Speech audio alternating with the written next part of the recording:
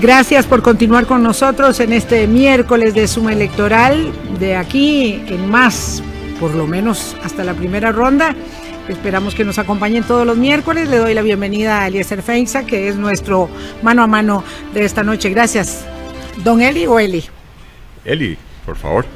Eliezer, en realidad. Eliezer dice mi partida de nacimiento, sí, y cuenta la historia que cuando mi mamá me vio en la cuna dijo, ese nombre es más largo que el bebé. Me bautizó como Eli y Eli se quedó. O sea que era muy pequeñito. Creo que era muy flaco, no sé si era tan pequeñito de largo, pero sí.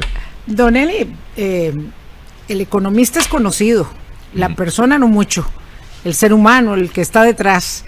Y le pregunté extra micrófono, porque quería saberlo, ¿desde cuándo, por qué sí y por qué no había optado antes por la presidencia? Porque este es un anhelo acariciado por usted. En realidad, Vilma, yo no empecé a pensar en la presidencia de la República hasta relativamente reciente. Digamos, yo a veces oigo historias de expresidentes que dicen que desde la cuna les inculcaron que tenían que llegar a ser presidentes de la República. A mí no. Y francamente, bueno, los últimos 15, 18 años me he dedicado a analizar intensivamente la realidad nacional, los problemas del país, a pensar en cómo resolverlos de una manera original, porque seguimos por el mismo rumbo de siempre y los problemas se nos van agravando. Y eventualmente también llegué a una conclusión de que es injusto, de parte de uno saber que uno puede hacer un aporte importante a la sociedad que tanto le ha dado a uno y quedarse viendo los toros desde la barrera. Hubo algunos eventos en mi vida que me detonaron ese interés. Una conversación que tuve con mi hija mayor cuando estaba apenas empezando la universidad y me decía, papi, este país no le da oportunidades a los jóvenes. Lo que se conversa en mi universidad es que la gente se quiere ir del país, y cuando dicen que se quieren ir no es que se quieren ir a estudiar para regresar, se quieren ir del país porque aquí no ven las oportunidades. Y luego, muy cerca de esa ocasión, me invitaron a dar una charla en el recinto de la Universidad de Costa Rica en Liberia. Un seguidor mío, yo ya escribía en esa época artículos en La Nación, un muchacho joven, 21 años tenía en ese momento, Walter Gutiérrez, convenció a su profesor de comercio internacional que me invitaran a dar una charla. Y después Walter organizó a un grupo de sus amigos para que después de la charla nos fuéramos a un restaurante a tomarnos un refresco y conversar conmigo. Y lo primero que les pregunté fue, ¿quiénes son ustedes? Cuéntenme cuáles son sus aspiraciones, es lo que más me interesa saber. Y había tal vez unos 10, 11 muchachos. Y ahí había desde la hija de una mucama de hotel hasta un muchacho que me dijo que su papá tenía una finca arrocera de 700 hectáreas. O sea, ahí estaba todo el espectro socioeconómico reunido en esa mesa. Y no hubo uno solo que me dijera que se quería quedar en Guanacaste. La mayoría lo que querían era venirse para San José. Eso no me sorprende tanto por las oportunidades porque así laborales. ha sido durante décadas. Pero por lo menos 5 de los jóvenes que estaban ahí me dijeron, queremos irnos del país, incluyendo a la hija de la mucama. Y entonces ahí fue donde yo dije, este es un problema bastante más prevaleciente en Costa Rica. Ya no es simplemente cosa de mi hija, que creció en un ambiente muy específico de clase media, media alta, ¿verdad? Sino que ya esto es una cuestión más... y un país que pierde a su juventud, Vilma, es un país que pierde su futuro, se queda sin futuro, y eso me motivó a meterme en eso. Lo cierto es que usted quiso ser candidato presidencial hace 4 años y Así no es. pudo. Se le atravesó un cáncer. Hace 4 años en realidad me interesaba más la diputación, aunque sí estaba coqueteando con la idea de la doble postulación, y efectivamente se me atravesó un cáncer, como lo dijo usted. En julio del 2017, un examen de rutina, nunca tuve síntomas de absolutamente nada. Me detectaron un linfoma, que es un cáncer del sistema linfático. Tomé la decisión de retirarme por completo y dedicarme a sanar. Y dichosamente, bueno, aquí estoy 4 años después en mejor condición física. Lo primero que me dijo el doctor es, apenas se recupere, empieza a hacer ejercicios. Ahora hago ejercicio religiosamente, cosa que en mi vida adulta había dejado de hacer, ¿verdad? Así que estoy en mejor condición física hoy que hace 4 años. Me alegro. Don Eli, en tiempos en que las ideologías se han diluido tanto, ¿cómo le explica a usted, a un costarricense medio, qué es un liberal progresista? ¿Qué es el Partido Liberal Progresista? Bueno, empecemos por recordar, Vilma, en sencillo. Sí, que Costa Rica tiene un pasado liberal y un legado liberal riquísimo. Prácticamente todos los presidentes desde la independencia de Costa Rica hasta 1936, con pocas excepciones, fueron liberales. Las bases de lo que es hoy la sociedad costarricense fue liberal, fueron liberales. Entonces, aquí tengo que discrepar del director de este medio que me presenta a mí como el otro extremo del espectro ideológico, porque el liberalismo está en la esencia del centrismo costarricense. ¿Qué es ser liberal? Somos personas que respetamos las libertades y los derechos de todas las personas en todos los ámbitos, en el ámbito económico, en el ámbito político y en el ámbito personal o social también. Es decir, un liberal no es un extremista de derecha. ¿Y un liberal progresista? Para agregarle, para terminar la conjunción de liberal y progresismo. Bueno, el progresismo es una escuela de pensamiento político que propone el progreso de los ciudadanos por medio de el Estado de Derecho, por el respeto al Estado de Derecho. Y el liberalismo lo que propone es el progreso de los ciudadanos por medio de la libertad, entendiendo que esa libertad tiene que tener un conjunto de reglas claras, ¿verdad? Y esas reglas claras son precisamente el marco legal, el Estado de Derecho. La conjunción del liberalismo y progresismo es lo más natural. Aquí lo que pasa es que en las últimas décadas, y sobre todo desde el New Deal en Estados Unidos hace más o menos un siglo, bueno, después de la Gran Depresión de los años 30, se empezó a identificar progresismo con ideas estatistas de izquierda y secuestraron el término, pero en su origen el progresismo no es ni de derecha ni de izquierda, es buscar el progreso de la ciudadanía por medio del respeto al Estado de Derecho. No puedo continuar si no le hago una pregunta muy obligada en este contexto actual. ¿Cómo se financia el Partido Liberal Progresista? ¿De dónde está saliendo el dinero? Porque vemos todas esas vallas y además una inversión que es la primera justamente en ese tipo de publicidad. Entonces esto parece imperioso para no llevarnos luego a una desagradable sorpresa como todos los que después de la primera vez acusan problemas.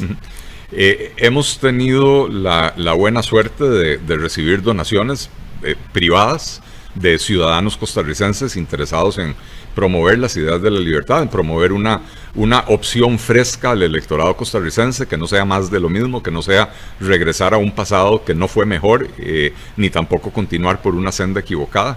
¿Y esas donaciones se pueden conocer? ¿Se Esas pueden donaciones transparentar? están reportadas al Tribunal Supremo de Elecciones. Antes de octubre, cada trimestre se presenta el reporte. A partir de octubre, mensualmente, se presenta el reporte y ahí están todos los nombres. Y sí quiero decir que nosotros tenemos un presupuesto bastante limitado en comparación con los partidos políticos más grandes. Hemos hecho una decisión estratégica de invertir fuerte en las etapas tempranas de la campaña para darnos a conocer, porque somos una opción nueva. Los partidos más grandes que tienen acceso a la deuda política adelantada, a la que nosotros no tenemos acceso, se están guardando la plata para la recta final. Nosotros no podemos llegar a la recta final sin ser conocidos. En efecto, usted está en el margen de error de las encuestas. Ya vamos para afuera, ya vamos para arriba. Eso es porque usted lo cree. Eso No, es porque tiene confianza en ello. No, porque ayer salió una encuesta. Bueno, la encuesta de Demoscopía, justamente, que fue la que salió ayer, señala que tiene usted, de acuerdo con lo que el índice que esa encuesta ha elaborado, que se llama el índice residual de conocimiento y opinión, un conocimiento del 19% y una opinión favorable del 44%, con lo cual, en efecto, el experto de la encuesta, don José Alberto Rodríguez, dice que tiene mucho margen de crecimiento. A eso es lo que le están apostando en este momento, porque la gente no sabe. Hoy me dijo mi peluquero que no conocía al señor Feinsack ni a su partido. Le enseñé el logo de la bandera y me dijo, no, nunca había oído hablar. Entonces, esto para 3 meses da. Hemos pasado de 0 a 19% en 2 meses, de 0 a 19% de conocimiento en 2 meses de estar en esto, con recursos limitados, ¿verdad? Así que es un crecimiento bastante significativo, y a diferencia de otros candidatos que tienen niveles de rechazo del 75-80%, nosotros estamos creciendo también en aceptación, en buena opinión por parte del electorado, y precisamente por eso es que se concluye que tenemos mucho espacio para crecer. Don Eliezer tuvo una salida en falso porque anunció una coalición con el Partido Alianza Demócrata Cristiana del alcalde que acaba de salir de su indagatoria judicial con el alcalde Mario Redondo, y ese tiene que haber sido un golpe duro para la naciente coalición en la que usted pensaba podía aglutinar mucho más gente y mucho más rápido. Vilma, nosotros no tuvimos una salida en falso, nosotros tuvimos una oportunidad de reafirmar nuestros principios. A diferencia de otros partidos electorales que parecen la guarida de Alibaba, nosotros, ante la primer sospecha de actividades cuestionables, tomamos la decisión de separarnos y continuar por nuestro camino. Partido Liberal Progresista es un partido que tiene una trayectoria corta, pero incuestionable, impoluta, y tomamos la decisión de que mejor continuar por nuestra propia cuenta, aunque el esfuerzo tenga que ser más grande, de un partido emergente, pequeño, que va para arriba, que lo que queríamos era lograr una coalición amplia para presentarle al electorado costarricense. Entonces, una oportunidad que se nos presentó para reafirmar nuestros principios y nuestros valores, y actuamos consecuentemente, y más bien nos ha dado réditos positivos. Vamos a las propuestas, don Eli. Usted dice que va a eliminar 90 impuestos. ¿Está en disposición de decirle al electorado que nos está siguiendo que en realidad eso no es correcto, que usted no va a eliminar nada porque no puede eliminar ni un impuesto, pero que sí podría ir a la Asamblea Legislativa a buscar un gran acuerdo nacional con todas las fuerzas políticas para pedirle que le consideren su propuesta para eliminar 90 impuestos? Y eso, Vilma, no es cierto de prácticamente todas las propuestas que hacen todos los políticos. No, digo ya, y si usted quiere ser uno de todos, pues yo diría que está bien, pero sus vallas dicen voy a eliminar 90 impuestos. Mi pregunta es si usted está dispuesto a decir que no es posible que Eli Feinsack, como presidente electo de la República... Siempre lo he dicho, Vilma, yo siempre he dicho, las reformas legales se hacen en la Asamblea Legislativa, no tengo talante autoritario, no pretendo hacer las cosas fuera del marco legal constitucional del país, pero tenemos la convicción, porque tenemos los estudios que nos respaldan, que demuestran que la mayoría de esos 90 impuestos son impuestos que en los que el Estado invierte más dinero en el esfuerzo de recaudar de lo que recauda, y que por lo tanto al eliminarlos se mejora la situación fiscal del país. Pero además tenemos un estudio del Instituto de Investigaciones en Ciencias Económicas de la Universidad de Costa Rica que demuestra que si usted al IVA le cambia la composición de la canasta básica tributaria para que refleje los patrones de consumo reales de los costarricenses, puede bajar la tasa al 11% y mejorar la recaudación en aproximadamente 60,000 millones de colones. Por favor, dígame sí o no, su propuesta entre los 90 impuestos implicaría reducir el impuesto del valor agregado del 13 al 11%, porque yo entendí que los 90 impuestos no implicaba ni el IVA, ni el selectivo del consumo, ni el impuesto a los combustibles, ni el impuesto de renta. Los 90 impuestos que vamos a eliminar. Menores. Son impuestos que vamos a eliminar. Y en torno al IVA, los que quedan los vamos a simplificar. Costa Rica tiene un sistema tributario tan absurdo que, vea lo que le estoy diciendo. Un estudio de la Universidad de Costa Rica, para que no me digan aquí que es la extrema derecha, come chiquitos y todo lo demás. Ciencias económicas, sí. ¿Verdad? Es un estudio de la Universidad de Costa Rica. Yo creo que a don Ernesto le quedó claro ya. Está bien, me parece muy bien.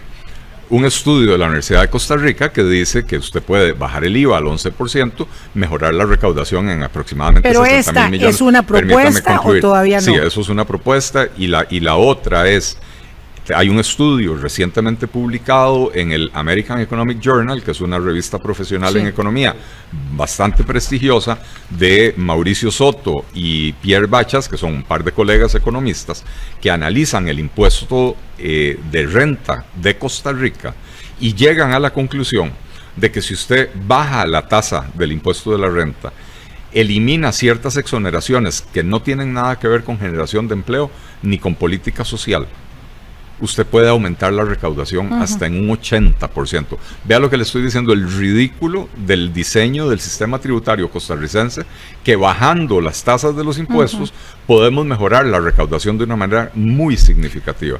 Y entonces nuestra propuesta es una simplificación tributaria bastante significativa, que incluye eliminar 90 impuestos. Estoy de acuerdo en que esa es una propuesta muy atractiva, incluso para esta servidora, porque todos somos consumidores. Ahora, el tema es cómo llevar esto a ejecución, es decir, cómo es que pretende acercar este consenso nacional político que se requiere, aunque por supuesto cada proceso electoral abre la ventana a un acuerdo y a una negociación, para poder reestructurar esta, digamos, maraña tributaria que tenemos, y que ello no implique además desfinanciar programas que tienen destino específico de esos impuestos pequeños. ¿Cómo vamos a desfinanciar programas cuando le estoy hablando de un aumento del 80% en la recaudación del impuesto de renta? Cuando le estoy hablando de un aumento en la recaudación del IVA de 60.000 millones de colones. Esto no es para desfinanciar programas, esto es para racionalizar el sistema tributario costarricense, que es absolutamente absurdo. ¿Cómo lo vamos a hacer? Presentándole a los diputados las cifras y los estudios para que entiendan que con esa simplificación tributaria mejora la recaudación, pero también provocamos un círculo virtuoso de crecimiento económico, inversión, generación de empleo y mayor recaudación. O sea, hay un doble efecto de mayor recaudación. La cifra del 80% en el impuesto de renta, que le menciono del estudio de Soto y Bachas, es una cifra que asume que las utilidades de las empresas permanecen constantes, es decir, con las mismas utilidades usted puede aumentar la recaudación.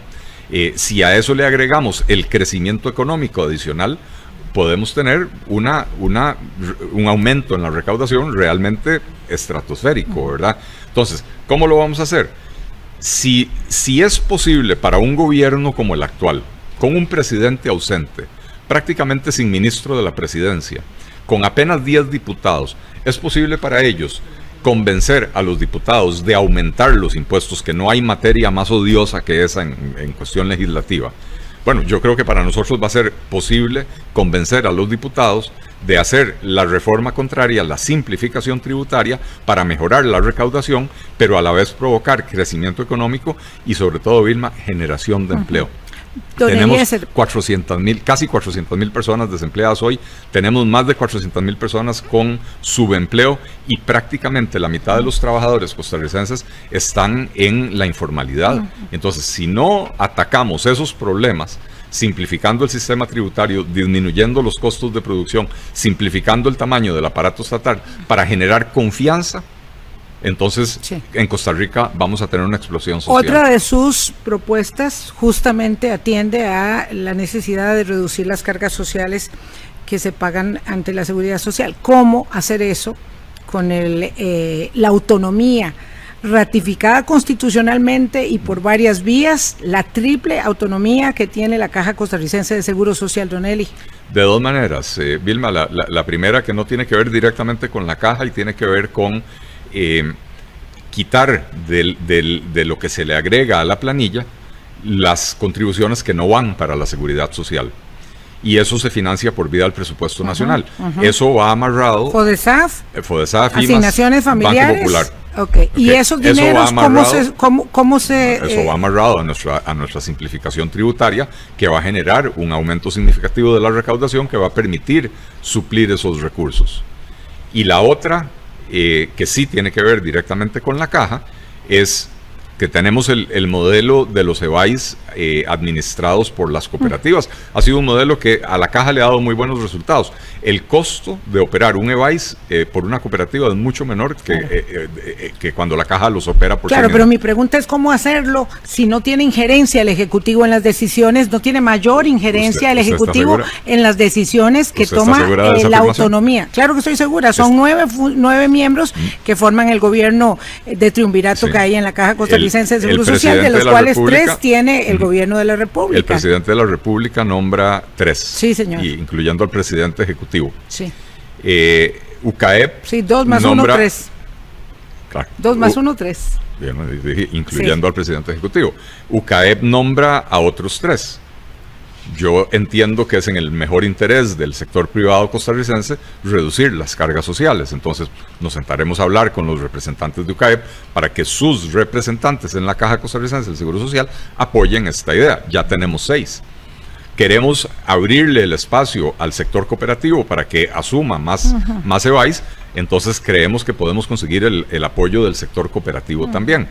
Me imagino que al movimiento solidarista le va a interesar que sus afiliados... No, ya tenemos unanimidad, entonces, prácticamente. Tenemos 8. Claro, yo no sé qué va a hacer el sector sindical, Eliezer, pero tenemos 8. Usted sabrá, comprenderá que usted nos ofrece transformar el sistema tributario del país y reconvertir el sistema de cargas sociales en la Caja Costarricense de Seguro Social, y pareciera tan fácil como lo plantea, que alguien diría, pero ¿por qué nadie lo ha hecho antes? ¿Pero qué pasó con los gobiernos de liberación de la unidad y del PAC que no lo hicieron, sabiendo que la crisis de la seguridad social se ha profundizado de tal manera y que la informalidad en la economía y en la productividad costarricense ha crecido a la mitad? Bueno, en primer lugar, no es fácil y yo no he dicho que sea fácil. Yo lo que estoy señalando es lo que hay que hacer y estoy señalando cómo pretendemos hacerlo.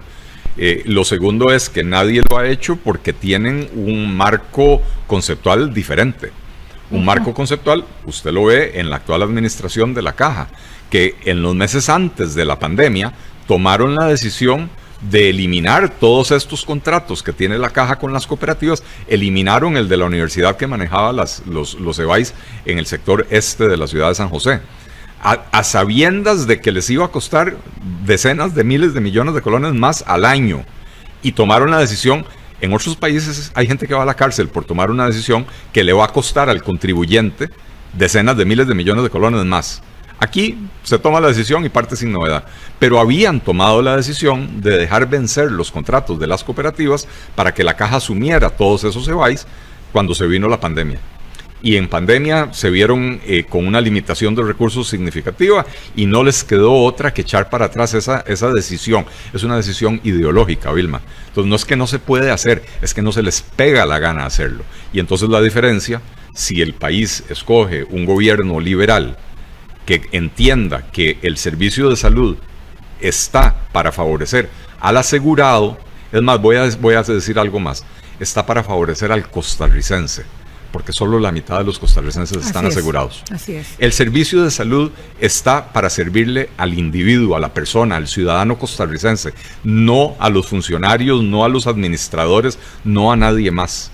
Ese es el cambio de enfoque que hay que hacer y que bajo la filosofía reinante en los gobiernos de Costa Rica de por lo menos los últimos 16 años, eso no es posible.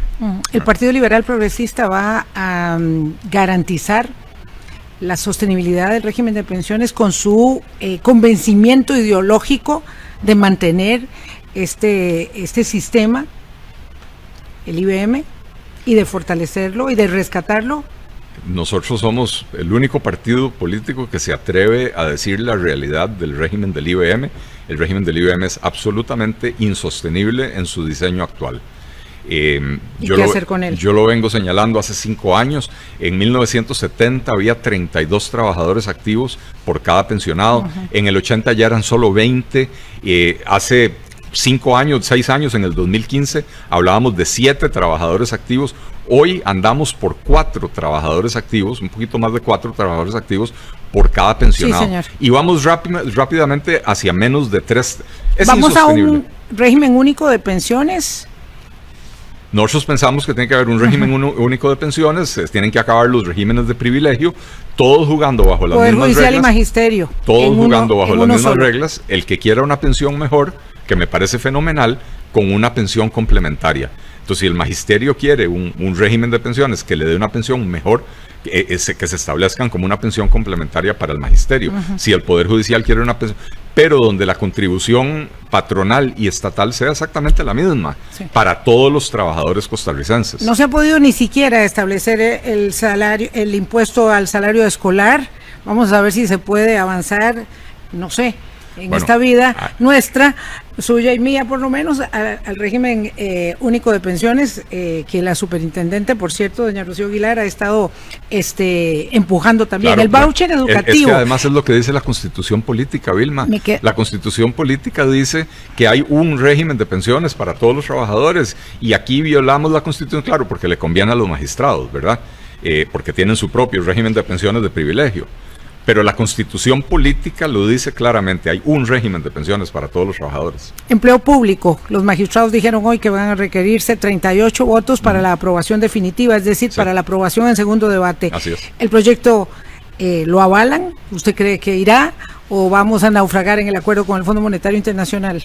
Yo no creo que vamos a naufragar en el acuerdo con el Fondo Monetario Internacional. Creo que vamos a tener que renegociar ese acuerdo. Enhorabuena que lo vamos a tener que renegociar. Tengo que decir que yo estoy... Me parece que el proyecto de ley de empleo público es como una olla de sopa a la que le echaron tanta agua que ya no sabe a gran cosa. Y aún así es necesario, porque esa sopita de pollo para quitarnos la gripe la necesitamos, ¿verdad? Pero requiere de reformas significativas. Creo que va a naufragar. Me parece muy difícil que encuentren los 38 votos en este momento. Y creo que habrá que sentarse a renegociar con el Fondo Monetario Internacional una solución alternativa que no implique atiborrar a los costarricenses de nuevos impuestos que le metan otro frenazo más a la economía. Se me acaba el tiempo. ¿Qué le diría usted a don Omar Jiménez, que es un seguidor liberal, que le reclama que como liberal progresista usted está actuando de manera populista cuando se pronuncia en contra de las vacunas? Dice que usted defiende un concepto de libertad que no es tal. Yo nunca me he pronunciado en contra de las vacunas. Yo he dicho... En contra de la obligatoriedad de las vacunas, don Eliezer, usted sabe de lo que le estoy hablando. No, son dos cosas muy diferentes. Yo estoy vacunado, estoy esperando la oportunidad de la tercera, del refuerzo, y a cualquier persona que me pregunte y a toda la audiencia le digo, si no se ha vacunado, vaya, busque su vacunación, es lo correcto, es lo sano, es lo que deberían de hacer. Pero el concepto de obligar a alguien, a una persona adulta, ¿cómo se hace eso, Vilma? Vamos a mandar a la fuerza pública a la casa de la persona que se rehúsa a vacunarse, lo vamos a esposar, lo vamos a llevar a la fuerza al vacunatorio para que le inyecten una sustancia que se rehúsa a recibir, cuando la Ley General de Salud dice que nadie puede ser obligado a recibir un tratamiento en contra de su voluntad y que tiene que haber consentimiento informado. O sea que la vacunación obligatoria va en contra de la ley costarricense. Entonces yo lo que digo es, hay que trabajar para convencer a los ciudadanos de que la vacunación es lo más sano que pueden hacer. Pero cuando usted tiene un grupo de ciudadanos que por diferentes motivos creen en teorías de conspiración, creen que les van a inyectar un chip electrónico o cualquier otra cosa, y usted les sale con una obligatoriedad, lo que está haciendo es alimentando esa paranoia. Y entonces está atentando contra el propio interés del sistema de salud, Vilma. Se nos acabó el tiempo.